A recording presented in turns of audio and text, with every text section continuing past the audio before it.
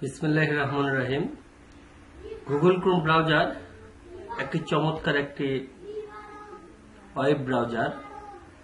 Google Chrome ব্রাউজারের মতো আরো অনেক ধরনের ব্রাউজার আছে, যেমন ইউসি ব্রাউজার, মজিলা, ফায়ারফক্স। কিন্তু গুগল ক্রোম এমন একটি ব্রাউজার যে ব্রাউজারের মাধ্যমে আমরা অনেক কাজ সহজে করতে পারি। কিন্তু আমরা অনেকেই এই গুগল ক্রোম ব্রাউজারের যে সেটিংস গুলো আছে এবং এই ব্রাউজারের যে সুবিধাগুলো আছে সেগুলো সম্পর্কে জানি না। তা আজকে এটার উপরে আমি একটা ভিডিও টিউটোরিয়াল নিয়ে আসছি, চলুন দেখা যাক। শুরুতেই আমি গুগল ক্রোম ব্রাউজারটি ডেস্কটপ এর পরিবেশ থেকে বা ডেস্কটপ এনভায়রনমেন্ট থেকে ক্লিক করছি। ডাবল ক্লিক করে আমরা ওপেন করছি। দেখুন গুগল ক্রোম ব্রাউজারটি আমাদের সামনে চলে আসলো। গুগল ক্রোম ব্রাউজারের আউটলুকিংটা দেখতে এরকম। আমি আসলে এই আউটলুকিংটা তৈরি করেছি, আপনাদের এরকম আউটলুকিংটা নাও আসতে পারে। সেক্ষেত্রে ডান পাশে একটা অপশন দেখুন, কাস্টমাইজ দিস পেজ, এখানে ক্লিক করুন। এখানে ক্লিক করার পরে ব্যাকগ্রাউন্ড দেখুন, এখানে অনেক ধরনের ব্যাকগ্রাউন্ড রয়েছে, ক্লাসিক ক্রোম থেকে শুরু করে অনেক ধরনের ব্যাকগ্রাউন্ড। আমি যে ব্যাকগ্রাউন্ডটা আমি দিতে চাই, যেমন আমি এই ব্যাকগ্রাউন্ডটি ব্যবহার করেছি, এই ব্যাকগ্রাউন্ডের উপরে ক্লিক করে ডান দিলেই আপনার ব্যাকগ্রাউন্ডটি চেঞ্জ হয়ে যাবে। আবারও যাচ্ছে আমি কাস্টমাইজ পেজ। এখানে আরেকটি অপশন আছে শর্টকাট। আপনি গুগল ক্রোম ব্রাউজারের এখানে লক্ষ্য করুন, আমার এই যে ডিফল্ট হিসেবে শর্টকাট ব্রাউজারের যে অপশনগুলো আমরা দেখতে পাচ্ছি এটা করা আছে। ডান পাশে এটা আপনি করতে পারেন। হাইড শর্টকাট, আপনি যদি মনে করেন যে শর্টকাট আপনি রাখবেন না, সেক্ষেত্রে আপনি এই যে হাইড শর্টকাট এই অপশনটিকে অন করে রাখতে পারেন। আর যদি বলেন যে না আমি শর্টকাট রাখবো, যেমন লক্ষ্য করুন আমি ডান করছি, শর্টকাট অপশনটি থাকবে না। এই শর্টকাট অপশন যদি না থাকে তাহলে আপনি কিভাবে নিয়ে আসবেন? এই কাস্টমাইজ দিস পেজে যাবেন, শর্টকাট অপশনে যাবেন, এখান থেকে হাইড শর্টকাটটি ক্লোজ করবেন, করে ডান করবেন। আবার আমি কাস্টমাইজে যাচ্ছি, যাওয়ার পর কালার অ্যান্ড থিমে যাচ্ছি। আপনি যে থিমটি ব্যবহার করবেন, দেখুন আমি যদি এই থিমটি ব্যবহার করি, গুগল ক্রোম ব্রাউজারের উপরে এই থিম যে কালারটা এটা চেঞ্জ হয়ে গেছে। আপনি আপনার মতো করে থিম এখানে ব্যবহার করতে পারেন। এখানে চমৎকারভাবে কাস্টমাইজ পেজগুলো কে আমরা সেটিংস করতে পারি।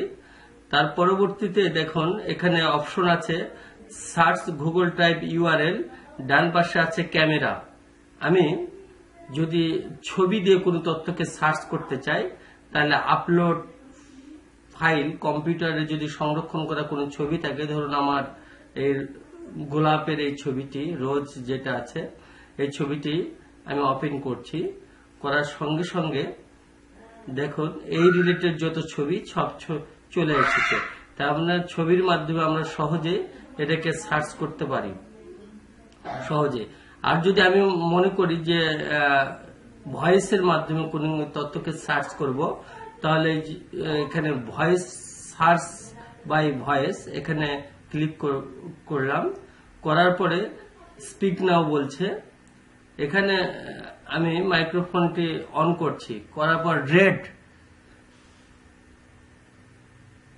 আমি যদি মাইক্রোফোনটি অন করার পর রেড বলি, দেখুন মাইক্রোফোন লিখে মাইক্রোফোন, দেখুন মাইক্রোফোন দিয়ে এখানে কিন্তু আমি আমার ভয়েস দিয়ে আমি কিন্তু এটা সার্চ করে ফেলেছি। আপনারা এভাবে সার্চ করতে পারেন।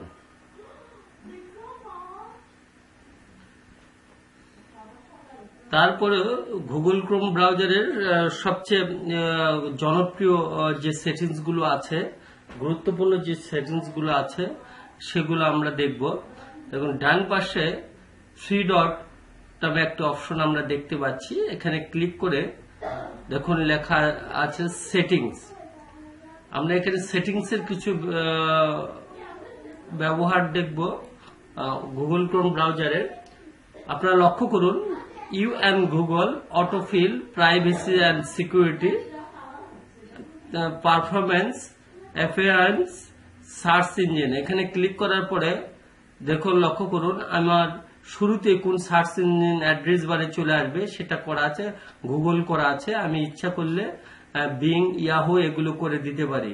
যদি বিং করা থাকে তাহলে আপনি যদি কখনো গুগল নিয়ে আসতে চান তাহলে ডিফল্ট হিসেবে আসবে না। সেক্ষেত্রে এই সার্চ ইঞ্জিন অপশন থেকে আপনাকে গুগল করে দিয়ে নিয়ে আসতে হবে। শুরুতেই আমার কিন্তু ব্রাউজারে এই যে গুগল যে অপশনটি আসছে, এখানে এই সেটিংসটি অন আছে বিধায় কিন্তু আসছে। ডিফল্ট ব্রাউজার আছে অন স্টার্ট আপে আমার open new tab page open হবে। এটা যদি করা না থাকে তাহলে কিন্তু আমার ওপেন নিউ ট্যাব প্লাস চিহ্নটা আমরা দেখতে পাবো না।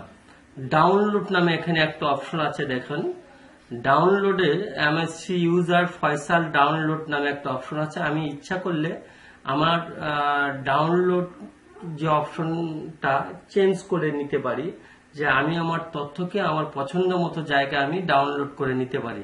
সেক্ষেত্রে চেঞ্জ অপশনে যাওয়ার পরে আমি যদি এটি ডেস্কটপে বা কোনো একটা ড্রাইভের মধ্যে রাখতে চাই, যেমন আমি ডি ড্রাইভে রাখবো, সেক্ষেত্রে নিউ একটা ফোল্ডার তৈরি করলাম।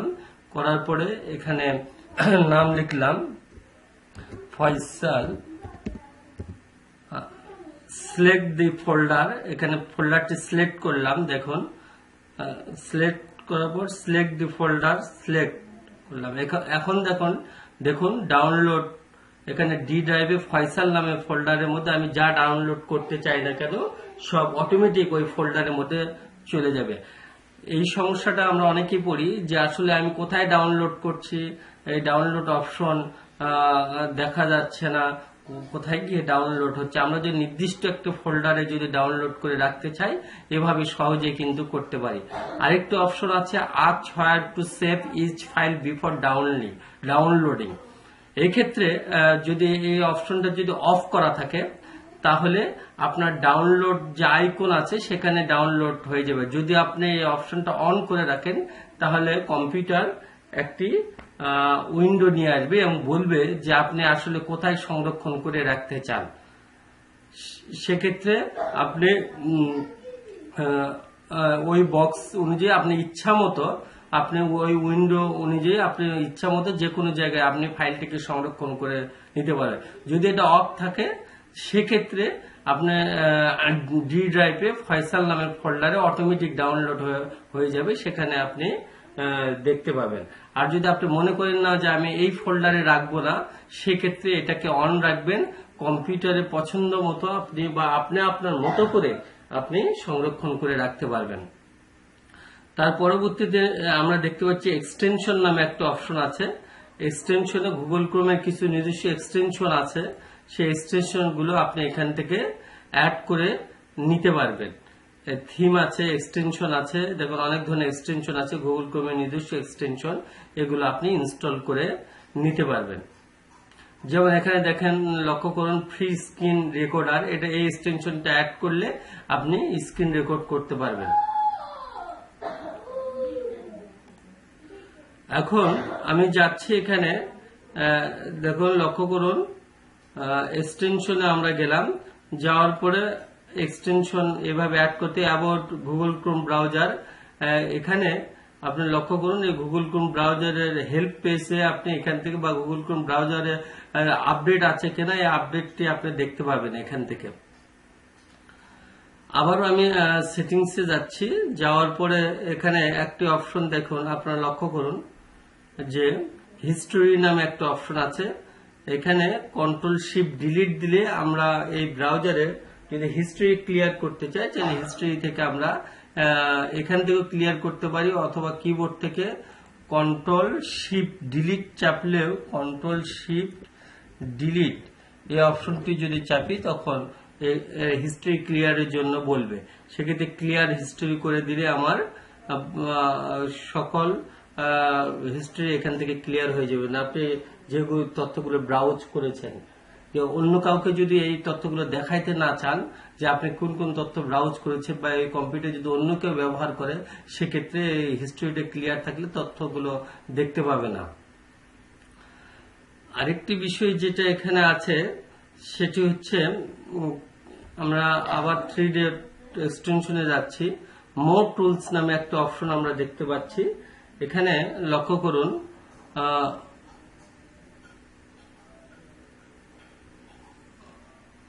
Create shortcut.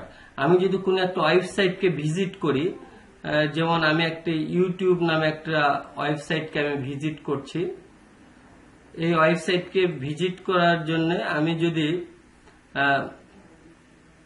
মোর টুলসে যাই, মোর টুলসে গিয়ে ক্রিয়েট শর্টকাট একটা অপশন আছে,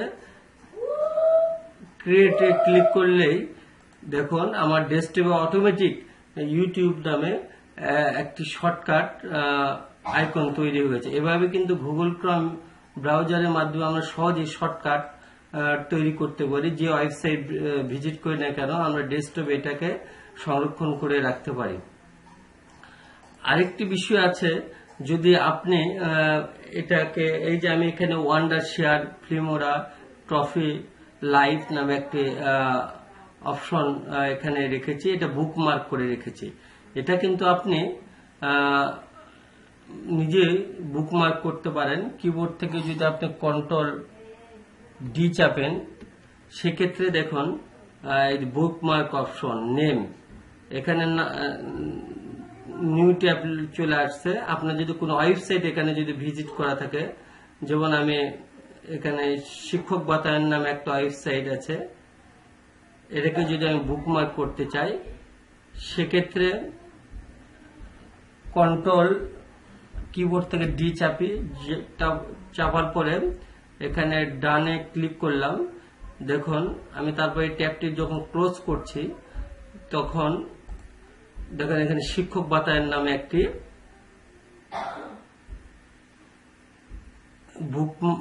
ওয়েবসাইটটি বুকমার্ক হয়ে গেল। এখানে আমি পরবর্তীতে আমি অ্যাড্রেসটা না লিখে সহজে এখান থেকে প্রবেশ করতে পারি। গুগল ক্রোম ব্রাউজারটি একটি জনপ্রিয় ব্রাউজার, এবং এই ব্রাউজারে অনেক ধরনের কাজ আছে, যে কাজগুলো আপনি জানলে আপনি সহজে অনেক কাজ করতে পারবেন।